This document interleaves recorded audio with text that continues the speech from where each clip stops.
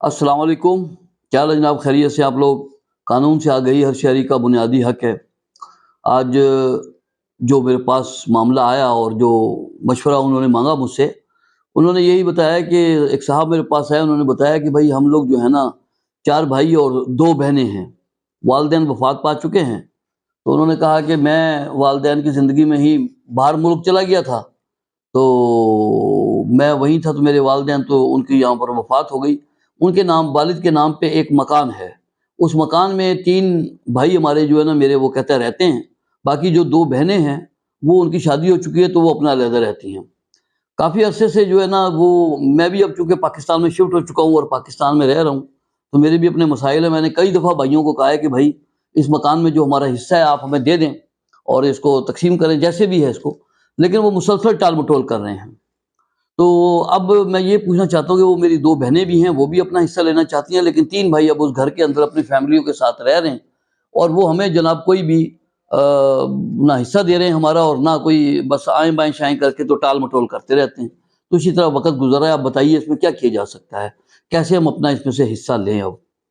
देखिए, उसके लिए जो सबसे पहले ये है कि इसमें आपको जबकि कोई बात आपस में अब बैठ के नहीं हो पा रही, तो ये हालात हैं, तो आपको एक दावा करना पड़ेगा, तक़सीम का दावा। आप अदालत में एक तक़सीम का दावा करेंगे, जिसके अंदर वो 2 बहनें जो आपकी हैं वो और एक आप हो गए, तो आप लोग एक दावा दायर कर देंगे इन तीनों भाइयों के खिलाफ कि जनाब इस तरह ये हमारे वालिद साहब फौत हो गए थे, उनके नाम पे ये प्रॉपर्टी थी, मकान, जिसके अंदर ये हालात हैं। अब ये 3 बंदे जो हैं इसके अंदर रह रहे हैं और मैं बाहर हूँ और 2 बहनें हैं, उनकी शादी हो गई है, तो लिहाजा हमारा जो इसके अंदर शरई हिस्सा है वो हमें दिलवाया जाए। और तो आप ये कानूनी कार्रवाई जो भी हो वो मतलब इख्तियार की जाए। जब आप ये दावा अदालत में दायर कर देंगे, तो अदालत से, ये मैं आपको थोड़ी सी बातें जनरल सी बता रहा हूँ, तो आप क्या आपकी समझ में आ जाए कि आइंदा कोई भी अगर आपको ऐसा मसला दरपेश हो तो इसके तरीक़ाकार क्या है इसका। उसके बाद ये होगा कि जब आप दावा कर देंगे तो उसके बाद जो फ्रीकैन हैं उनको नोटिस चले जाएंगे अदालत से, जो तीनों भाई हैं उनको, कि भाई आप लोग अपना जवाब जमा कराएं। वो भी जवाब आगे अदालत में जमा करा देंगे। हाँ, वो ज़ाहिर है वो यही बात होगी कि हाँ ये भाई है हमारा, वो 2 बहनें हैं, तो हम भी 3 भाई हैं, वो यही सूरत हाल होती है जो से। तो वो जब ये अपना जवाब दाखिल कर देंगे तो अदालत जो है ना उस दावे में एक इब्तिदाई डिग्री करेगी पहले, जिसमें वो इस बात का तयन कर देगी कि मरहूम जो फौत हुए हैं, जिनके नाम पर ये मकान है, उनके 4 बच्चे हैं और 2 उनकी बेटियां हैं।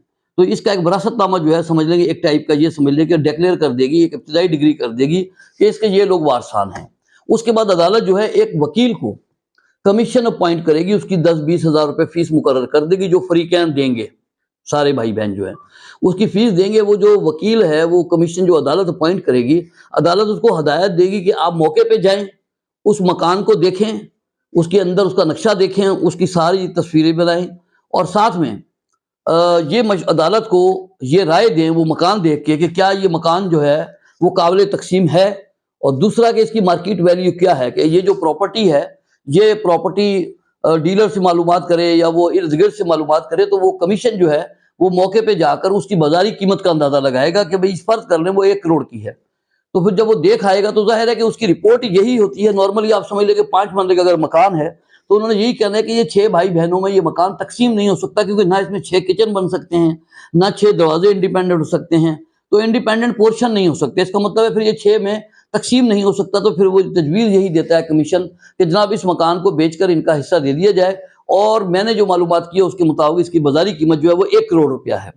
जब अदालत तयन कर देगी तो मैं आपको मुख्तसरन अभी बता रहा हूँ, फिर उसके बाद जो है अदालत जो है इन मेंबरान से, जो भी मुकदमे के फरीक़ैन है, कहेगी कि अगर आप में से कोई ख़रीदना चाहता है तो फिर ये जो पैसे इतने हैं जो उन्होंने रिपोर्ट दी, अगर आप मुत्तफ़िक हैं इस रकम पे कि इतने का ही है वो मकान, तो भाई आप में से अगर कोई लेना चाहता है तो वो ले ले अदालत के बज़रिया अदालत, तो सबको उनका हिस्सा मिल जाएगा, मकान वो रख ले।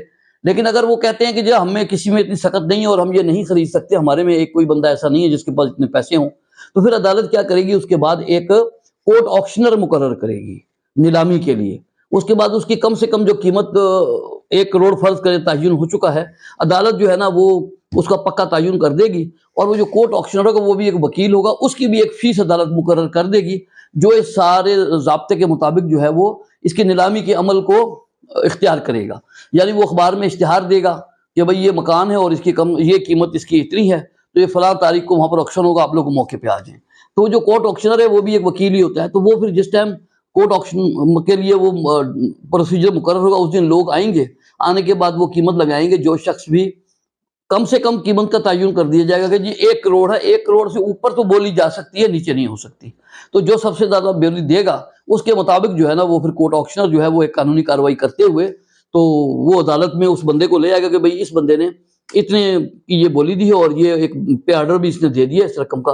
तो वो फिर जो पैसे हैं वो बजरिया अदालत, वो मकान इस तरह कोर्ट ऑक्शनर के जरिए फरोख्त होने के बाद जो है वो फिर बजरिया अदालत सबको अपना अपना हिस्सा मिल जाएगा। और यही एक इसका एक तरीक़ेकार है। आपको जब भी ये कोई आप चाहें तो आप इसको इख्तियार कर सकते हैं। कोई भी बंदा जिसको इस तरह का मसला कोई दरपेश हो तो वो जनाब ये तकसीम का दावा करके तो अपना ये हिस्सा उसमें से अपना ले सकता है। अस्सलाम वालेकुम।